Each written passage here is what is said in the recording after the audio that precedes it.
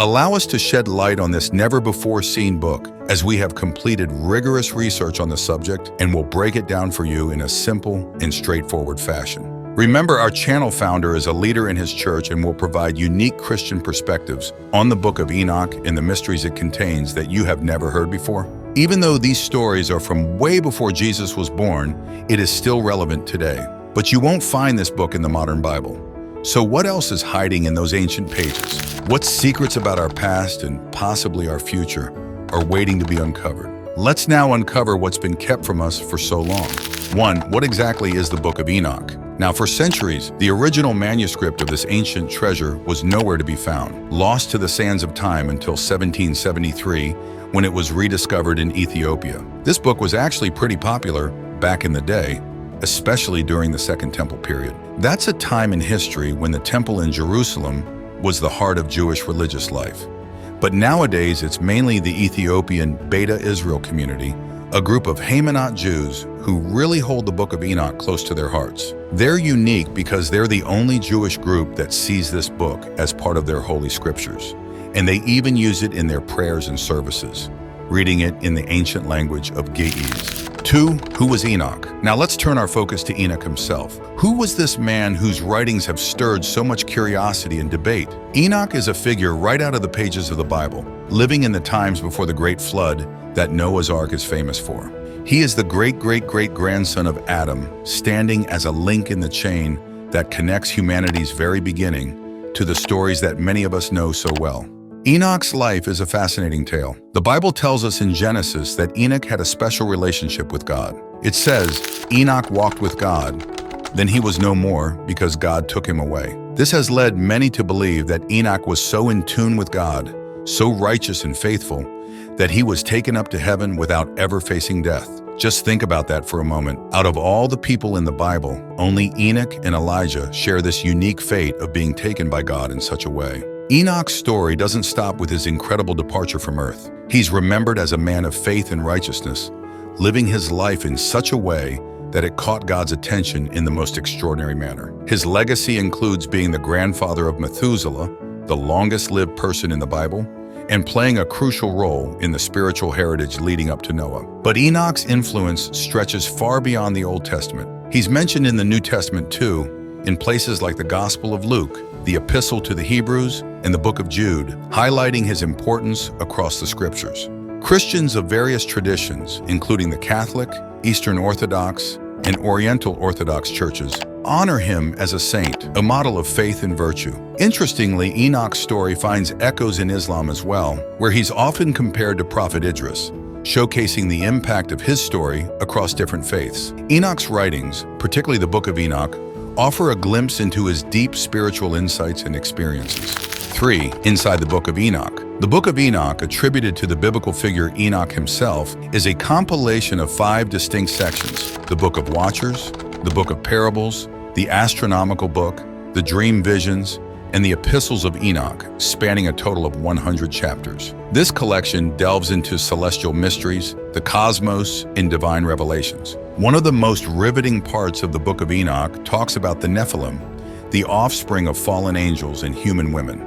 These beings were giants, titans of their age, who walked the earth. The story goes that these angels not only crossed boundaries with humans, but also shared knowledge that led to catastrophic consequences, culminating in the Great Flood. The term Nephilim itself, meaning fallen ones, hints at their extraordinary nature and the debates surrounding their existence. Were they supernatural beings, or simply humans who strayed from righteousness? This narrative has sparked discussions and debates among scholars and believers alike. Some argue that the sons of God mentioned were from the line of Seth, Adam's son, suggesting a lineage that diverged from its divine favor. Others grapple with the idea of celestial beings interacting so closely with the human realm.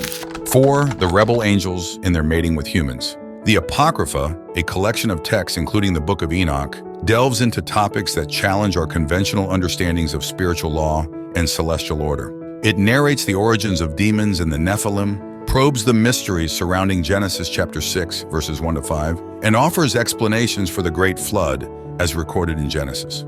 Furthermore, it elucidates the cosmic laws governing celestial bodies and unveils the rebellion of angels against God. alongside the fall of certain angels from grace. Among the most compelling aspects of the Book of Enoch are the tales of the angelic watchers, 200 angelic beings who descended to earth, only to succumb to corruption. These angels, led by figures such as Shemi-Haza and Asaiel, are depicted as the bad watchers, renegades who abandon their heavenly duties for earthly desires. Their interactions with humanity, marked by the sharing of forbidden knowledge and the inception of unnatural unions, heralded a period of unprecedented turmoil and sin. The story describes these fallen angels engaging in acts that defiled both spirit and flesh, teaching humans the arts of war, astrology, and other esoteric knowledge. This physical exchange with human women led to the birth of the Nephilim, giant beings of immense power and ambiguity, further blurring the lines between the divine and the mortal.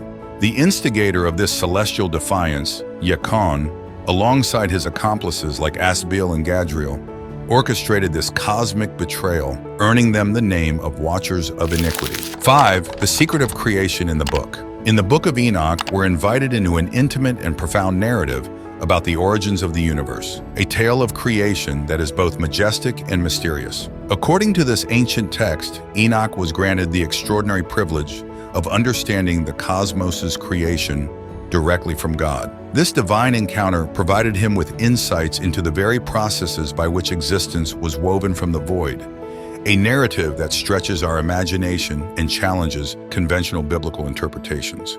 Before the world as we know it came into being, before light pierced the shroud of eternal darkness, the foundation of all creation was meticulously laid out. From this primordial abyss, God summoned forth the universe, crafting a throne for himself as a symbol of his sovereignty over the cosmos. With a word, he commanded the elements, solidifying water into stone to form the bedrock of creation above the primordial waters. From the essence of fire, God brought forth legions of celestial beings, the intangible ones, setting the stage for the emergence of life in its myriad forms. The narrative unfolds with the creation of the natural world. Reptiles, birds, fish, animals, and all manner of vegetation, culminating in the creation of humanity. These passages, particularly in chapters 28-29, where God imparts the secrets of creation to Enoch, offer a unique perspective on the divine act of making the world. Furthermore, Enoch's reflections on his revelations about creation, as detailed in chapter 41-1-3, provide a first-hand account of these divine mysteries, presenting a version of the creation story that is distinct from the Genesis account. These insights into the origins of the universe and the nature of God's creative power are presented as profound, sacred knowledge, shared directly with Enoch. However, it's important to note that these revelations have been met with skepticism and have not been universally accepted within the Christian tradition. Many early church fathers and biblical scholars have questioned the accuracy of Enoch's account of creation, leaving it outside the canonical scriptures. Despite this, the Book of Enoch's narrative on the secret of creation continues to fascinate, offering an alternative lens through which to view the origins of existence and the infinite creativity of the divine. It invites believers and seekers alike to wonder the mysteries of the universe and the nature of God's revelation to humanity. 6.